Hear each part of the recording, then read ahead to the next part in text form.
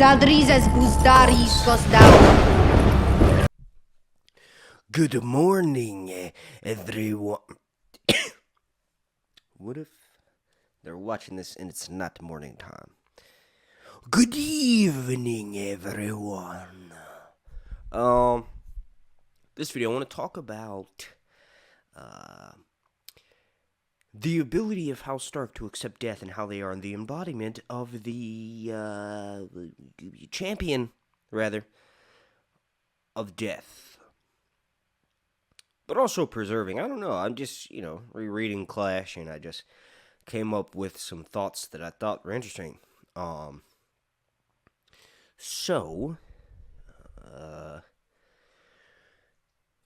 In Clash of Kings, in Catelyn's POV, it's actually a POV that I've broken down on Patreon before.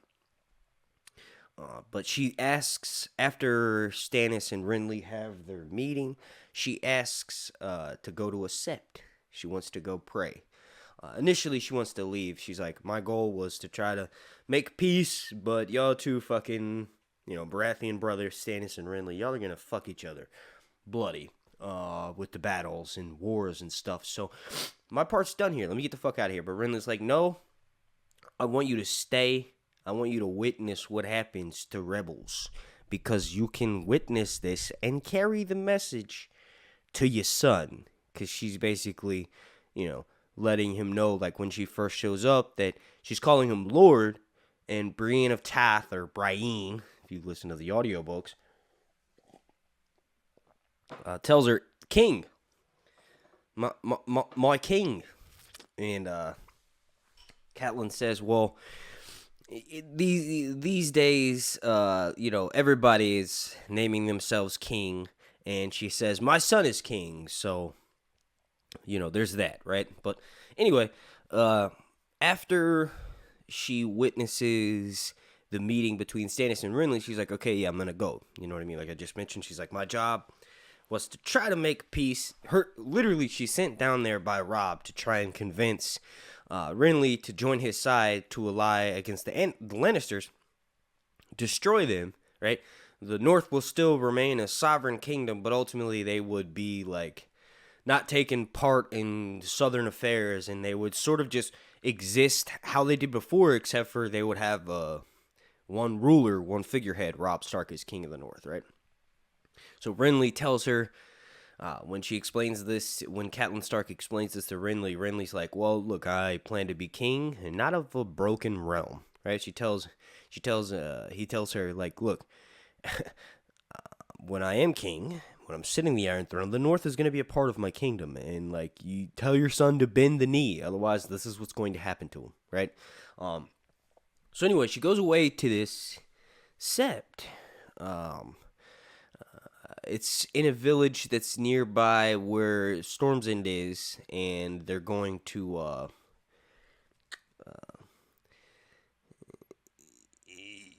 she wants to pray, right? She wants to, ask, Catelyn is very much practicer of the Andal faith. The scene that they did with her on the show kind of shows that, right? So she's, like, making, like, little dolls out of hay and stuff for all of her children, and it's, like, in a wheel, and Talissa, Robb's wife, walks up to her and says something like, what are you doing? Can I have one? And she's like, no, you're not Faith of the Seven, or some shit. I don't know. TV show did some wild shit. That didn't happen in the books, right? So, Catelyn, literally says a prayer in this chapter. She said, God save me. And that's what they did. The God of death saved her by bringing her back. And I kind of mentioned that before. It's like, yeah, R'hllor kind of chose Thoros to be his champion, Thoros and Beric, right? Because every time Beric dies, Thoros can bring him back. But ultimately, Beric dies saving Catelyn, right? Thoros knew that Catelyn would come back too disturbed, too far gone, because of how she looked, how long she had been sitting in the river, decaying and dying from the Red Wedding. But Beric does it, and we're led to believe that the Lord of Light reincarnated Catelyn. But I will say that when you read Catelyn's POV and you compare it to all the other POVs in the Song of Ice and Fire books, Catelyn remains the most faithful to her faith in the sense that she's always constantly saying, "Gods forgive me, please, lords, give me strength," right? Like, she's very faithful in that sense. She's also faithful in that. I don't mean to say that Catelyn's a whore, right? But hey, here's a question for you. Do y'all think that Littlefinger really stole her maidenhead? Let me know down below in the comments. Do you believe Catelyn or Littlefinger? Because Littlefinger tells Tyrion in the Clash of Kings that he took the maidenhead for not just Catelyn, but also for her sister Lysa. Now, I believe him for Lysa, but I don't... Well, actually, remember, Lysa was pregnant with Peter's child, and then their father, Lysa and Catelyn's dad, what the fuck is his name, Tully? Damn, that's embarrassing. I should have just kept going and acted like I just didn't want to say his name. But anyway, he forces Lysa to have an abortion because she's supposed to, marry someone else kind of thing. And, like, she's supposed to be a virgin, right? So, do y'all believe that, obviously, I think most of us agree that Littlefinger took Lysa's virginity, but did he take Cat's as well? I personally think so. Because when Catelyn goes back to Riverrun, she looks over at this certain area and she's like, "This is where me and Peter kissed," right? And that's just like a fleeting memory, and she thinks to herself, "I haven't thought of that in years." In my opinion, right, they may not have necessarily gone all the way, but Peter and Catelyn probably did, maybe second base, maybe not necessarily all the way home run. Maybe, Peter, before he could even get the chance to, you know what I mean, kind of thing, but it would have happened, right? Like, that's in my opinion. But yeah, let me know down below in the comment section. So anyway, the only reason why Catelyn was saved is because I think two reasons. Because she's so faithful to whatever gods are real, right? The ones that are still alive. Because Maester Luwin tells Breanne, "Yo, the gods were real at some point, but most of them have died." And he says that the amount of magic that's left on Earth is like that little bit of smoke that wisps through the air after a large fire, right? And that's a really good sort of metaphor, because the large fire is dragons. Dragons, when they have an increased presence in the world, that's one thing we know as fact, that there's an increased amount of magic, right?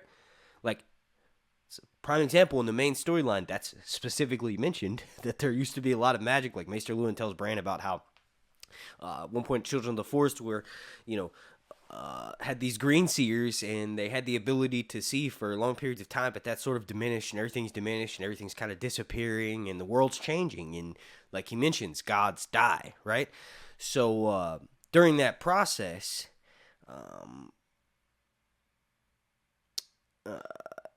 damn, I forgot that whole point.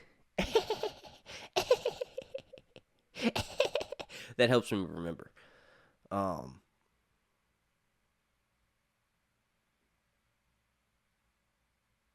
So yeah, getting back on track here. I personally feel like the reason Catelyn was brought back was because she has a purpose to fill, and it's not necessarily that she's a Firewhite. Her purpose is to act as an agent of death. Each one of the Starks outside of Jon will act as an agent of death. Fire destroys, ice preserves. Fire destroys everything. Ice kills, but like I just mentioned, it also preserves. So the Starks are simultaneously destroying things, but by doing so, they're preserving it. So Catelyn is going to wreak havoc. Lady Stoneheart is going to bring death to the Riverland. She's going to kill some quintessential players, like Jaime, right? Maybe even Breanne, right? Or send Jaime and Breanne on a path to destruction, rather. That those deaths eventually lead to saving the lives of millions. Remember, ice preserves. So I know this was kind of a really dumbass theory, but then also,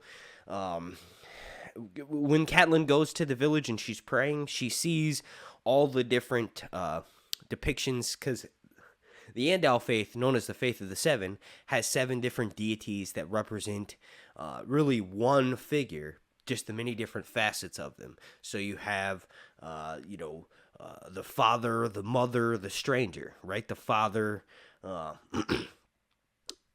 is like sort of the shepherd leading the flock, kind of, right? The mother is merciful, right? Healing, kind of showing mercy to, like, what, bringing mercy into a situation when it's like really easy to be hardcore and mean as shit all the time because it's the medieval era, right?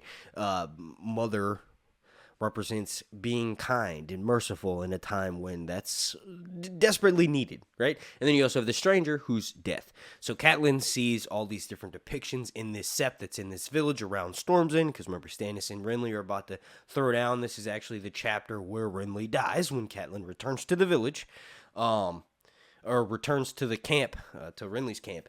And it's interesting because in these moments she realizes that Cersei is the same as her, the exact same as her. She may have committed treason, and her children may be bastards, but she still grew them in her womb and felt them and held them and fed them at her breasts and stuff. So Catelyn starts to see the different depictions of the many faces of the Faith of the Seven, right? And she'll see, she sees the warrior, and she sees Ned, and she sees Arya, and she sees Robb, and she sees Jon Snow, right? And it's interesting, when she sees Arya, it's only for a second.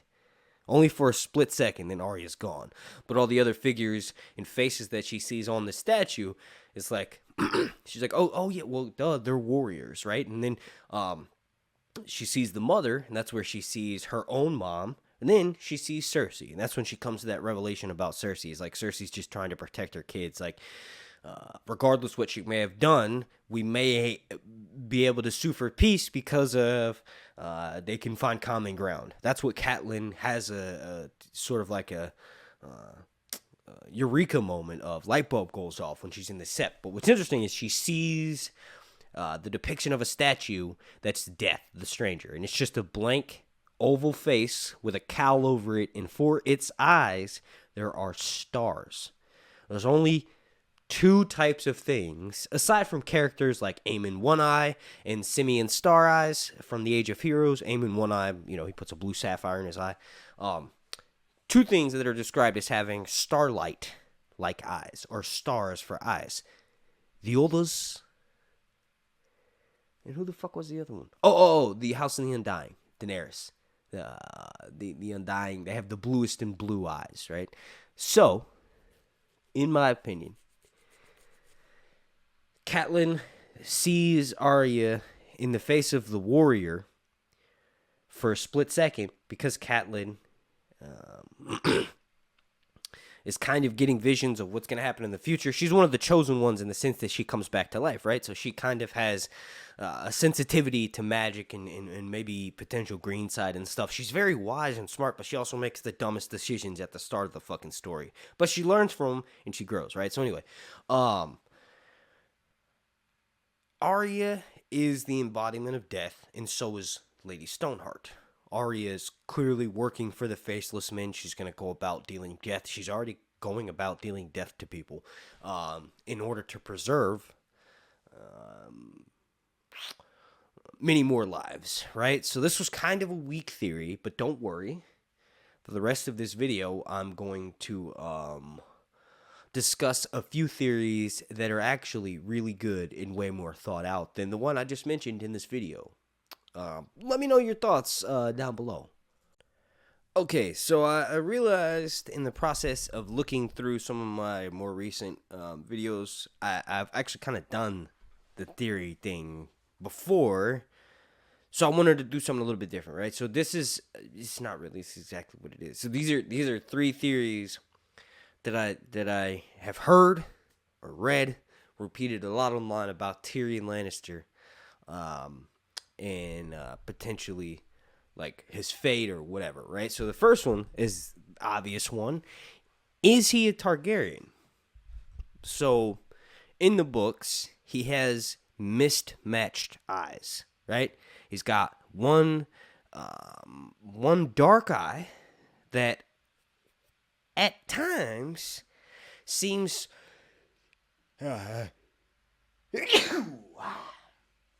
whoa, that was a wicked sneer. That was a wicked sneer.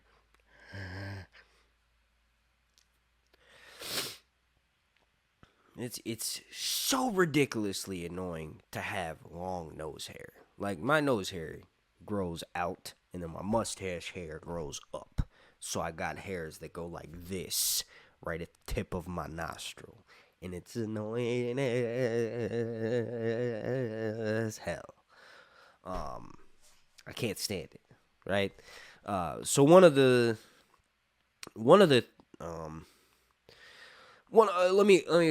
me backtrack a bit. There's certain unique looks that are given to certain characters in A Song of Ice and Fire.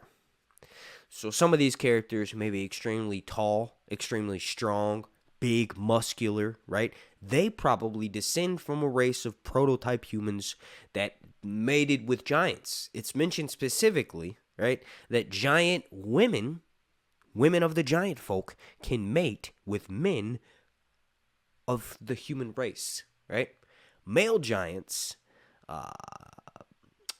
not that compatible with female giants because of the giant penis. But female giants can mate with male humans. So if that's the case, there probably are certain characters that are half giant or part giant or descend from someone who at one point was related directly to a giant, right? That is mostly common up north, right? It's common throughout all of the earth that A Song of Ice and Fire takes place on, but for the most part in Westeros, where a large chunk of the story takes place, Northmen are tall, bearded, hairy individuals with strength.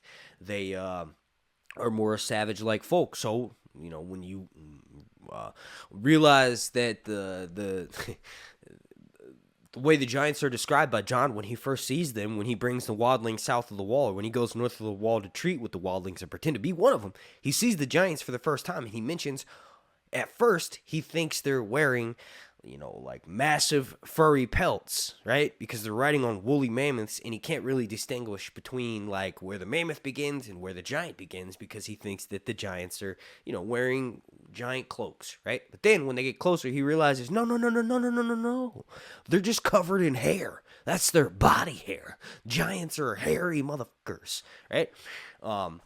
This is relating back to what I was saying earlier about Breanne and the Starks being like, Maester Luwin telling Breanne that magic is dying out. Like, the giants are actually getting shorter.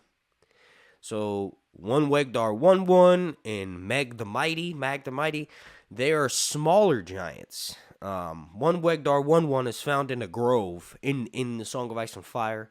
In A Dance with Dragons, Jon goes north of the wall when he's Lord Commander. He takes a bunch of new recruits to the Night's Watch north of the wall to go and pray at this weirwood forest where him and Sam prayed at to say their vows to join the Night's Watch. When Jon gets there, he finds a group of wildlings and a giant. One Wegdar 1-1 is with them, so he brings them back south of the wall. One Wegdar 1-1 is sort of directly related to Jon getting killed because one Wegdar 1-1 creates a distraction for the Night's Watch members to come up and stab Jon Snow. Obviously, Jon's going to be brought back. Obviously, one Wegdar 1-1 didn't intentionally create the distraction, but he did, so he's kind of a fucking idiot. But anyway, getting back on track.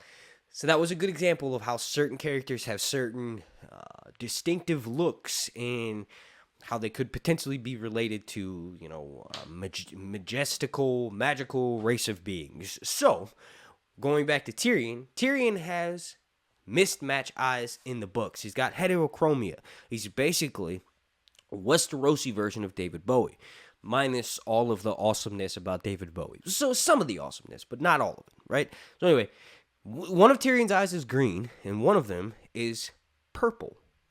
Dark. It's black, right? But so dark that it's considered black, but really it's purple, right? I can't remember which character it is. Maybe it's Jaime. I don't know. I think it's one of the POVs, but somebody, when they look at Tyrion in a certain light, his eye looks almost purple. Actually, no. As a matter of fact, Tyrion When he looks at young Griff, he thinks that young Griff has dark eyes at first, but then when he sees him in the light, he sort of sees the purple. So, potentially, and then you realize other Targaryens' eyes are really dark, and they're described as that as well. Potentially, Tyrion could be in Targaryen, but I keep forgetting to mention the main thing. The only other person or people who've been described as having heterochromia in our story directly is Targaryens, right? It's sort of like a, not a common occurrence, but there have been at least 3 Targaryens that have mismatched eyes, right? And also, Tyrion's hair in the books is yellow like Lannister's, but also it's got black roots. So, again, the only other characters who have been described like that have been Targaryens. So, like, the Lannisters in particular that are in the story right now, Cersei and Jaime, could potentially be the Mad Kings, right? It's kind of interesting because when a lot of characters see Jaime for the first time or hear about him for the first time, or, like I just said, see them for the first time, they think, oh, Jaime looks like he should be the damn king. And then they see Robert and they're like, this is the sullen oath is the king. Jaime looks like he should be the dude wearing the crown. But anyway, that's kind of interesting because, you know, Targaryen's princely nature, they have been living in Westeros for 300 years at that point. So they've spread their genes all over around. So it's not impossible, you know, for random people to look similar to them, but it's just kind of interesting. If Jaime is the Mad Kings, then he killed his father. He committed everybody calls him Kingslayer, and he's like mad about it, but really it's like no, Kinslayer. And yeah, you should be not mad about it, but scared because something terrible is gonna happen to you. Oh wait, it already did. You lost your hand. That same hand you used to kill your potential father with. So anyway, getting back on track here. That's really the only reason. Tyrion's looks. It's one of the only reasons why people say that he could be a potential Targaryen. He looks like a damn Targaryen. Minus the fact that he's a dwarf, he looks like a Targaryen. He's got, you know, weird hair, black and yellow hair, right? And then also, it doesn't even, it's not even black. It's just like darker roots. It's mentioned that he's got darker roots to his yellow hair. The TV show did something crazy. So I don't know what they did. They made all the Lannisters like brunettes, and then, yeah, I don't know. So yeah, that's one of the main reasons, right? And another reason why people say that Tyrion could be a Targaryen is because he has an obsession with dragons. But to be fair, Breanne has an obsession with, well, no, not dragons. He actually doesn't really think about it. I was just going to say Breanne has obsession with magical things, and that doesn't necessarily mean that he's a secret Targaryen. No, Bran's obsessed with things that are directly related to House Stark. So Children of the Forest, giants, wargs, right, green seers. Tyrion is obsessed with dragons. Like, literally, he's obsessed with dragons. Like, as a child, he would start fires in the bowels of Casterly Rock and just watch the shit burn. Like, Casterly Rock is so big, this little motherfucker could go down there and light fires, big old bonfires, and just watch it burn. He would pretend he was a dragon and he was breathing fire.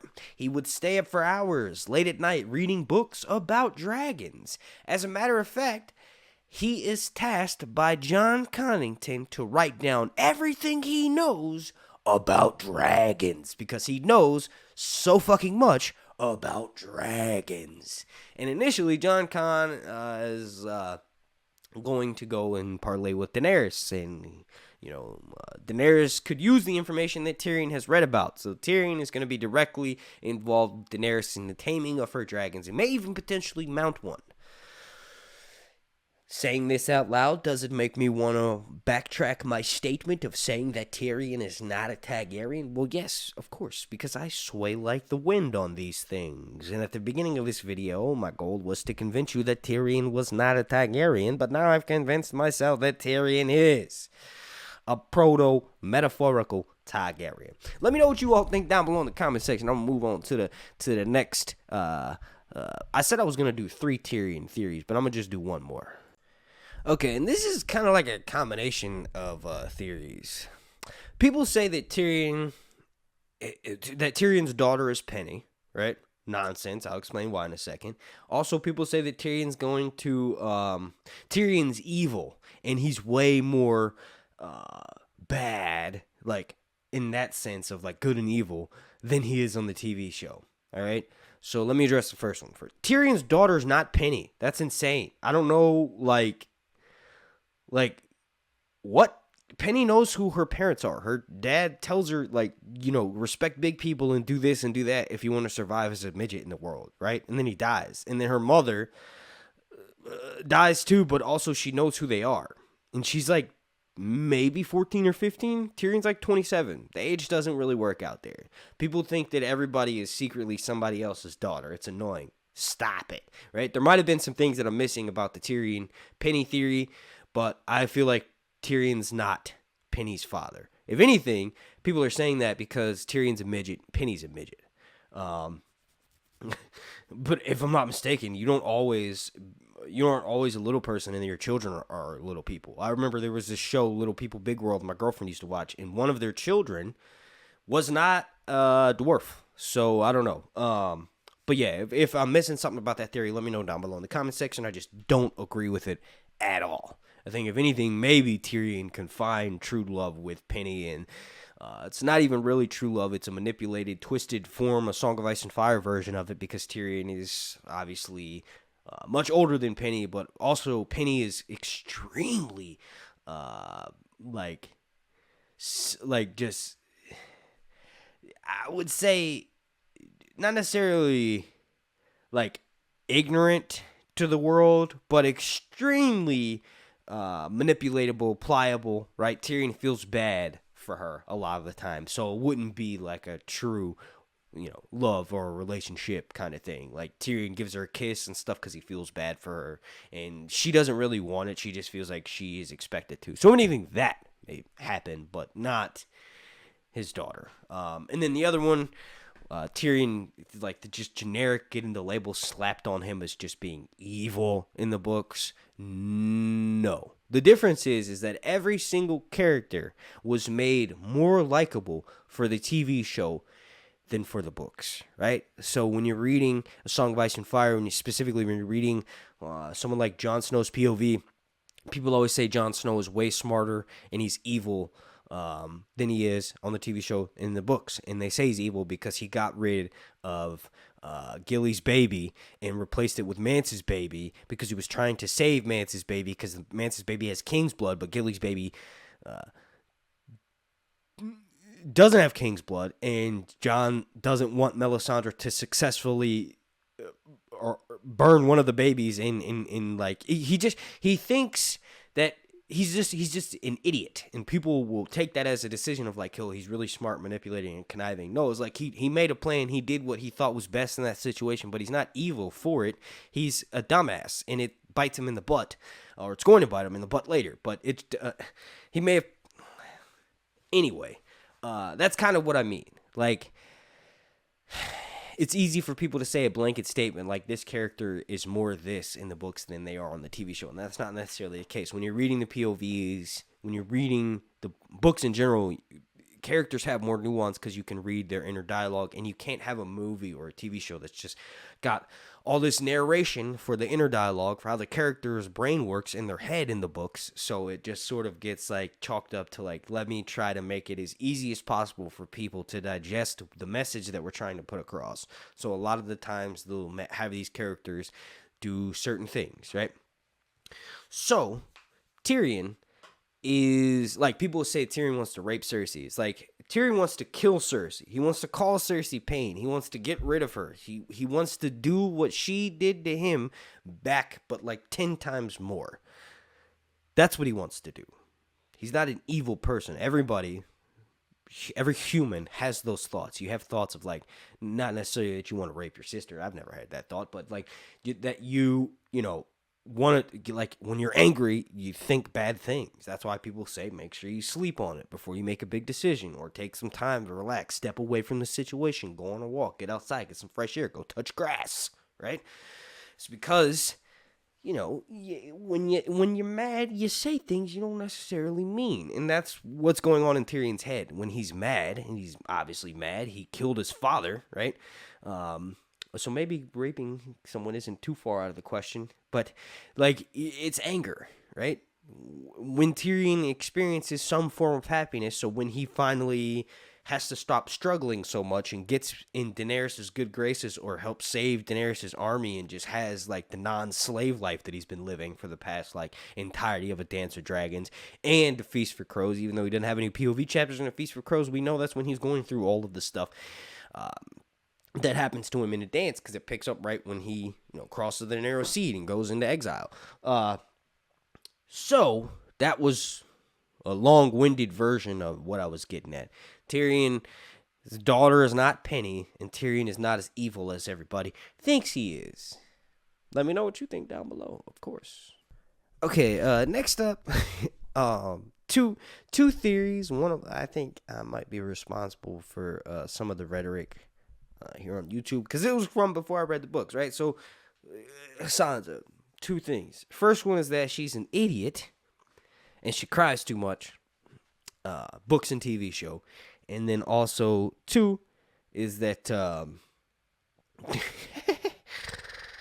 I guess that's kind of tied into number one. Let me think of something else that's heavily repeated about Sansa that's not necessarily true, or my thoughts on a theory. Oh, Sansa and Sandor. There we go. San. The theory, people think that they're going to hook up and get together, and they were destined to be, because Sandor did save her from getting brutally beaten several times. Sneaks in her room when he's drunk and asks for a kiss and tells her she's gonna sing for him one day, and like that's extremely fucking creepy. And I can't believe it's even an idea that people want to have it happen, because Sandor's a grown ass man and Sansa's like 13, right, to 14, whatever. So anyway, number one, Sansa being stupid or whatever, crying all the time. All right. So, I can tell you this. I've read Game of Thrones 8 times now. She doesn't cry all the time. That's just something that people say because it's easy. If you were to line up her POVs in like from 1 to 100 pages and just have all of her POVs just written, and you open every 3 or 4 pages and point to random spots on the page and just start reading, she may be in tears. She may be about to cry, but that's because George is showing you the downfall of what potentially at the start is the perfect fantasy setting, like the perfect prince and princess, and Sansa wants to marry the prince and become the queen, and he's showing you, right, all these traditional fantasy tropes and then turning them on their heads by the end of the book, right? So you get the POV of Sansa, and at first she's like, oh, the world is so lovely, everything's awesome, I want to see everything in all of the singing and King's Landing and all the dresses and the balls and the masquerades, and she's like, I want all that shit, right? So you're getting the POV of a typical princess, right? And then you have her sister, who's a direct contrast to that. It's like a little girl, yes, but also from a little girl's perspective of being a tomboy. So she wants to be a sword fighter, but she's not allowed to. She's forced to go knit dresses. She wants to go and shoot arrows and hang out with the boys and ride horses, but she can't. She's forced to go learn how to sew and sing, right? So you get all of the terrible events that happened in this story from those two different POVs, and they're the exact opposite, Arya and Sansa. So Sansa is in the thick of it. She's still at court. She gets her ass beaten every day by Joffrey, having different it's ridiculous. In Clash of Kings specifically, when Robb comes in and kills Tyrion's uncle Stafford Lannister, Joffrey summons Sansa to get beat. He's like, your brother led an army of wargs and go sneak up on this village not too far from Castle Rock, and he murdered innocent people sleeping in their sleep, and Robb and his northern army feasted on their corpses. So Sansa gets her ass beaten in front of everybody because somehow it's her fault, right? Like, in my opinion, if that happened to me, I'd be crying too. I'd be like, holy shit, this is terrible. My situation sucks. This is awful. I'm like... I'd be like, every few pages, you'd see me like, oh, man, I should just jump off this building, because, like, that'd be a sweeter release than dealing with this shit. She's so tortured. She thinks to herself, like, I better wear this dress because Joffrey always liked me in this dress. And even though Joffrey had her father beheaded, she thinks, well, I still want him to think of me as pretty, right? That's how tormented she is, right? So she's not stupid. She doesn't cry all the time. She's just a different POV, and I think most of the people that comment online are like me, yes, but also are used to action, hardcore. Like, they probably, like myself, enjoy reading Arya's POV way more in comparison to Sansa's. But, like I said, after many rereads, you actually appreciate Sansa's POV because it's really not like any other POV. Everybody else knows to stick them with the pointy end, where Sansa just has to sort of connive and manipulate. And you could say that Sansa, closest POV to her being Cersei, it's actually not the case. Like, Sansa, like, starts to wear her hair like Cersei in the TV show and starts to sound like Cersei or whatever. And she, like, for the most part, for the first book and a half, she kind of reveres Cersei and thinks, like, Cersei's the one person who's kind of nice to her, the queen or whoever. Even though she's mean as shit, she's kind of nice to her, right? But that would be wrong because Cersei even, like, wants to do sort of, evil thing. Like, I don't really know the point I was trying to make there, but like, Sansa's one of the mean when you appreciate her POV is like, oh yeah, I was saying that Cersei's POV could considerably be like Sansa's. You could consider it similar. It's like Cersei's just, going through different things than Sansa. But no, really, like I said, Sansa's POV stands out on her own because ultimately she's remained the most innocent, so to speak. Like, any action that she's directly been involved with or taken has been out of to save her own life. Like, from the events that she does in the first book onward, after her father dies. Let me clarify, because obviously she's the whole reason why Ned got screwed over to begin with, because Ned made his plan, said that he's taking his daughters back to Winterfell, and guess what? Sansa runs to Queen Cersei and lets her know of Ned's plans. So Cersei then gets the City Watch on her side, and Ned is shortly there beheaded afterwards. Even though Cersei doesn't want that to happen, she truly, truly does not want that to happen. She wants Ned to be held as a prisoner, and she thinks to herself that a whipped dog is better than a dead dog because, Ned could hold the North at bay and in control, right? So, I don't know. Let me know what you all think down below. Like I said, I think Sansa gets too much shit on her. Alright, I want to thank you all so much for watching. Please slap a like on this video. Subscribe here on YouTube. Consider checking out my Patreon. If you're watching this on Patreon, thank you for your support. Have a good week. Alonat, zou er eens spustare Ixos. Daor.